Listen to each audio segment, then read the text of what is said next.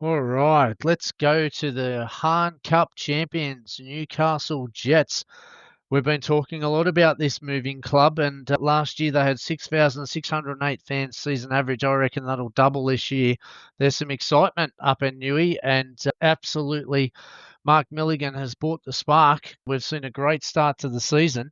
Let's just recap, though, where they finished last year. So they finished ninth. Record was 8 wins, 6 draws, and 12 losses. They did have the third highest XG against. They had a better away record than home, which was quite surprising. And then last season, their young guns and their group weren't consistent enough, turning it in some games but not being able to back it up. So Eli Adams obviously was the star player, scoring some absolute cracking goals on the left. We did see a little bit of him in the Hahn Cup, but not much. Was he injured, Chief? We didn't see him in the final. Didn't see any reports of him being injured, but potentially so. I would think that he's pretty integral to that group. Just depends on if Mark Milligan's going to use him the same way that Robbie Stanton did last season. Yeah, and Robbie Stanton did a fantastic job, I thought, last year with the youngsters, and I think bearing the fruits of it this year.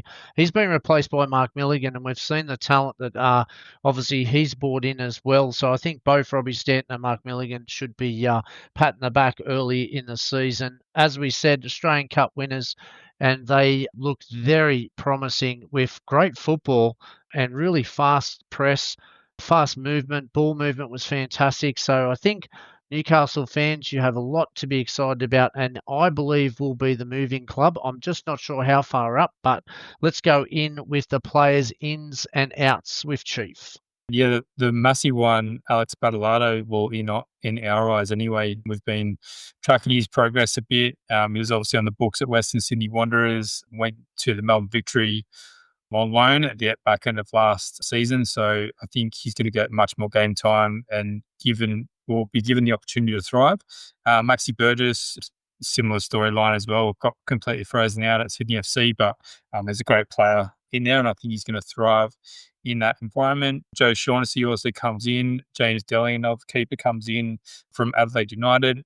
Joel Betaliso, Xavier Bertoncello got a scholarship deal, as did Lucas Cicluna, Christian Bracco as well, Max Cooper, and then they've also brought in Alex Nasiak.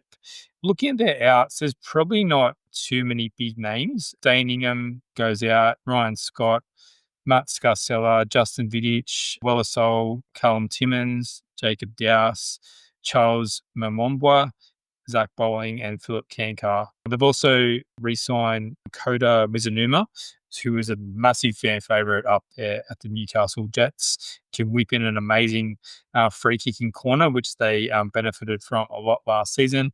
And Daniel Wilmering, the left-back, is also re-signed. He's actually been popping up with a few nice goals and a few attacking moves, which I didn't know he had in his locker during the Australia Cup run. So it's interesting to see if that continues throughout the season. Yes, and I love the comments we've got here, Chief. We've got the Jetstream players to watch, Burgess and Badalado. Yeah, well, we've seen how well Badalado went in the Asia Cup and the World Cup under-20s and the run-in with the Hahn Cup as well. Unfortunately, he had to miss that final. He was on World Cup duty. And one of my favourites, Bertoncello. Oh, I love his movement speed. He's fantastic. I can't wait to see him play this year. His hopes are qualify for the finals. Their fears we don't qualify for the finals, but Can I tell you something about Jetstream? So, yeah, far away. in his original diagnosis of the season, he didn't put in a prediction, and when I pushed him for it, he said fifth, but he said it's our fault if they don't do well. So I'm sure he's going to bookmark his post and come back to it if the Jets have a shocking season. And I told him we've been talking them up for months. So I think it's going to be our fault in Jetstream's eyes if they don't have a good season. Well, we've seen the talent, didn't we, in the Hahn Cup run, and we thought, well, we looked at Mark Milligan's style as well, coaching wise, and we looked at the players that they were bringing to obviously the club, and I just think the Badalado just really complements the youth that they already had in there. Burgess again, just not a fast or quick player, but a very smart and wise player around the pitch, and can really play the right ball, hold it up, and be in the right areas. I think his development in Sydney's helped him immensely, and I just think with all that speed around him, and I just think they've just got a lot of quality. And like I said, the A League's as a little bit younger this year, as like it was last year, and definitely a breeding ground. But we've been saying and watching this football, they're definitely on the move, and he's tipped fifth. I've tipped sixth. I think they're definitely in finals contention. I think they'll make that step, and I think the future is extremely bright up there if they can maintain and re-sign a lot of these players for a couple of years and really get a building of a side there. They've got the potential to go even further in a couple of years. What's your your top tip, Chief, prediction for the Jet I Stream? I've got them fourth, so apologies, Jetstream, if I've got them too high and have jinxed them. But I think they can build on this Australia Cup momentum, and I really think that Mark Milligan is a fantastic coach, and I think he's going to get a lot out of this young group that can develop. And let's not forget, Robbie Stanton did do a fantastic job with this group, developed Yeah, them along absolutely. a Yep. lot. And I think Mark Milligan, he's going to put his own stamp on it, but he's really going to benefit from the work that Robbie Stanton has done. So a couple of other players to look out for, mate. Xavier Bertoncello, who you've mentioned before. Eli Adams, I think he's just going to go to the next level this season. Tommy Aquilina, as well as Ben Gibson. So I've actually got just so much young talent. It's probably one of the biggest headaches is for Milligan is going to be how he's going to fit them in and manage their expectations throughout the season.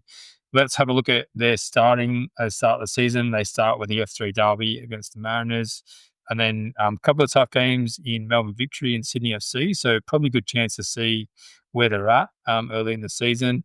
They've then got Brisbane and Perth, which I think if they have expectations of being near the top of the ladder, they'll certainly want to win those games. So yeah, let's see how the Jets get on. We expect them to be pretty good, but let's see how close we are to the mark, mate. Yeah, look, I think it's a lot more stable up there this year. Obviously, there's a good structure there now, and I think they're building nicely. And like you said, Robbie Stanton did a fantastic job of giving these young guys a go, and the Mark Milligan's followed that progress and brought in some more young players. And I think, like I said, there's a lot of promise, and I'm super excited about the fans. That 6.5 that I said their season average, they would have seen that Hahn Cup run. They didn't play at home. They played around Newcastle, but I reckon they'd be super pumped to get out there, and I think they'll see some big crowds to start with. And if they can get that momentum rolling, they could really get Newcastle's hopes up and bring those fans through the gates because the football they play, mate, it was exciting to watch.